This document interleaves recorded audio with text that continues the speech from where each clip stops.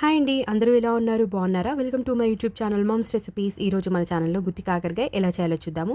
దానికోసం ముందుగా కడాయి పెట్టేసుకొని ఆయిల్ అయితే వేసుకుందాము. ఆయిల్ వేడెక్కాక మనం కాకరకాయలనైతే ఒక పక్క అయితే కట్ చేసుకున్నాం కదా! అవైతే వేసేసుకోవాలి. ఇవి ఫ్రై అయ్యే లోపైతే మనమైతే స్టఫ్‌లోకి కారంనైతే ప్రిపేర్ చేసుకుందామండి. మిక్సీ జార్‌లోకి కారం, ఉప్పు, జీలకర్ర, అలాగే కోకోనట్ పౌడర్, అలాగే వెల్లుల్లి కూడా వేసుకొని మనమైతే వీటిని మంచిగా పౌడర్ లాగా పట్టేసుకోవాలి.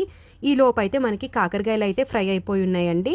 ఆ తర్వాత ఇది కొంచెం వేడి తగ్గిన తర్వాత మనమైతే ముందుగా మిక్సీ పట్టేసుకున్న కారాన్నైతే స్టఫ్ లాగా పెట్టేసుకోవాలండి ఇవన్నిట్లోకి స్టఫ్ లాగా పెట్టుకున్న తర్వాత మనం అదే కడాయిని మళ్ళీ స్టవ్ మీద పెట్టుకొని ఇందులోకైతే మనము వెల్లుల్లి అలాగే 2 ఎండుమిర్చీలైతే వేసుకోవాలి.